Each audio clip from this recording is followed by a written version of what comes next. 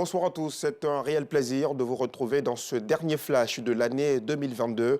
Nous irons dans l'édition de ce soir à Abongwa, un village de la sous-préfecture d'Ara dans le centre-est du pays. Dans ce village, la fête de l'igname est une tradition vieille de plusieurs années. Ce tubercule, grâce auquel le peuple Agni a résisté à la famine, occupe une place de choix dans la tradition. Et d'ailleurs, un culte lui est dédié en fin d'année en guise de reconnaissance au Seigneur. Une célébration de l'igname qui est aussi une occasion de rassemblement des filles et fils du Moronou. Et la célébration porte d'ailleurs à juste titre le nom de Kambonou. Mettons-nous ensemble en langue locale. Théodore Zouzou a suivi ces festivités. Vous verrez son reportage à 19h30 dans la rubrique Escale 225. Nous sommes à la veille du Nouvel An et comme tous les ans, les feux d'artifice et les pétards retentissent le soir dans plusieurs quartiers d'Abidjan. Et pourtant, ces explosifs et tout autre du genre sont interdits par le ministère de l'Intérieur et de la Sécurité. Au grand marché d'Adjamé, les commerçants se veulent fermes. Ces pétards ne sont nullement mis sur le marché par eux. C'est un sujet de Clarisse Kanyala et Justin Yawo que nous vous proposerons dans nos prochaines éditions. Et toujours au marché d'Adjamé, le trafic est dense à l'occasion des fêtes de fin d'année. Depuis ce matin, les populations s'adonnent aux achats de dernière minute. Les vêtements s'arrachent comme de petits pains. Une ambiance de fête est très favorable aux commerçants de vêtements qui se frottent les mains à la veille du Nouvel An. Un sujet, encore une fois, de Clarisse Kanyala que nous vous montrerons absolument ce soir. Bonjour, la grande messe de l'humour organisée par la radio-télévision ivoirienne a réuni plus de 4000 personnes ce vendredi 30 décembre au Palais de la Culture de Trècheville.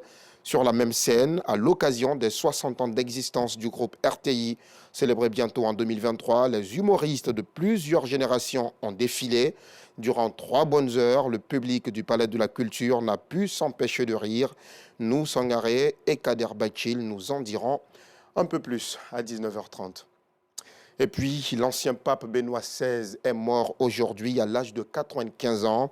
Il était apparu de plus en plus fragile ces derniers mois, se déplaçant en chaise roulante. Ses funérailles auront lieu le 5 janvier au Vatican et seront présidées par le pape François. Le souverain pontife a d'ailleurs rendu un hommage à son prédécesseur, saluant une personne si noble et si gentille. En 6 siècles, Benoît XVI est le premier pape à avoir renoncé à son saint office, une décision qui en 2013 avait surpris le monde entier. Et depuis, c'est au sein du monastère Mater Ecclesiae, au cœur des jardins du Vatican, qu'il vivait depuis sa rénonciation. Son décès a été annoncé aujourd'hui dans un communiqué du directeur du service de presse du Saint-Siège, Matteo Bruni. Au 311e jour de l'invasion de l'Ukraine par la Russie, des frappes russes ont visé plusieurs régions d'Ukraine ce samedi, dans la capitale Kiev, où les bombardements ont fait au moins un mort et plusieurs blessés selon les autorités locales. À Kiev, les autorités ont diffusé des images, comme vous le voyez, sur les lieux d'un des bombardements qui a éventré un hôtel dans le centre de la capitale. Au dernier jour de l'année 2022, plusieurs villes ont été visées donc par ces frappes russes, faisant au moins un mort et une trentaine de blessés. Au moment où Vladimir Poutine affirmait dans ses vœux de Nouvel An avoir la justesse morale de son côté, à Kiev, les journalistes de l'AFP ont entendu au moins 11 explosions en début d'après-midi, alors que la ville se préparait à célébrer la nouvelle année, malgré plus de 10 mois de combats acharnés sur le front depuis l'invasion du pays par la Russie. Une invasion, vous le savez, qui a été lancée donc en février. Selon le maire de Kiev, Vitaly Klitschko, ces frappes ont fait au moins un mort, comme je le disais, et 20 blessés. Elles ont éventré la façade de l'hôtel 4 étoiles Alpha Vito dans le centre de la capitale, répandant des gravats dans la rue, selon l'agence France Presse. Les trottoirs avoisinants étaient couverts de verre provenant des fenêtres soufflées, y compris celle du Palais national des arts.